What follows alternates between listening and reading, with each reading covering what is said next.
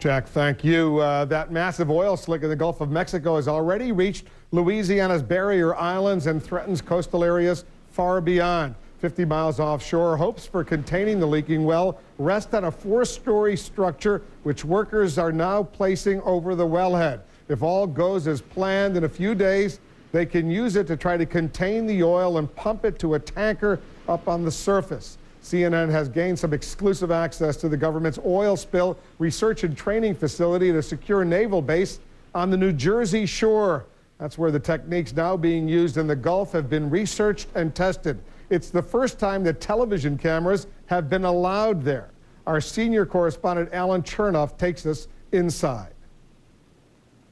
Wolf, when cleaning up a giant oil spill, how does the oil industry know exactly what to do? What techniques are going to work?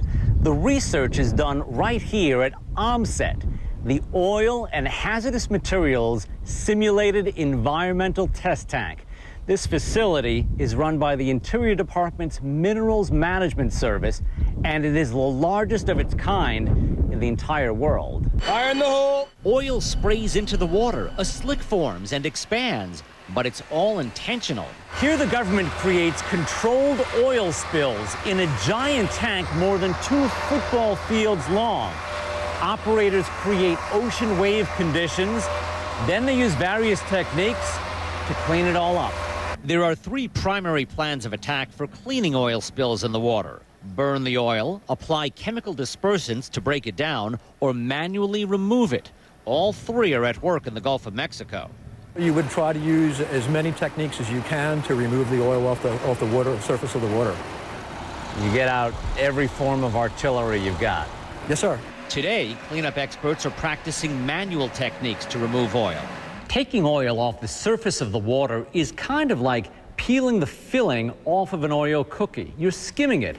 And that's what all these various devices do. They skim the oil off the water. Depending upon the grade of oil, how heavy it is, you use a different type of skimmer. At OMSET, all different types of oil are sprayed into the tank from a moving bridge. Workers can test skimmers, various dispersants, even burning, all in a safe and closed environment that simulates the ocean's salinity and even its wave patterns. We all know oil is lighter than water. That's an advantage when it comes to cleaning up a spill because the oil sits on top of the water.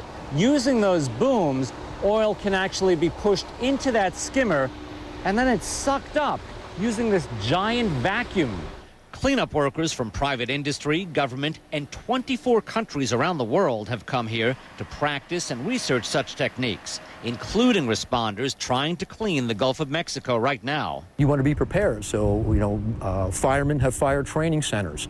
Paramedic stuff have paramedic training centers and stuff. So for responders, you have the OMSET tank right here. The Gulf cleanup presents an immense challenge. Indeed, high waves have made it difficult to contain some oil. But the Minerals Management Service says industry and government are better prepared to handle this catastrophe than the Exxon Valdez disaster more than 20 years ago.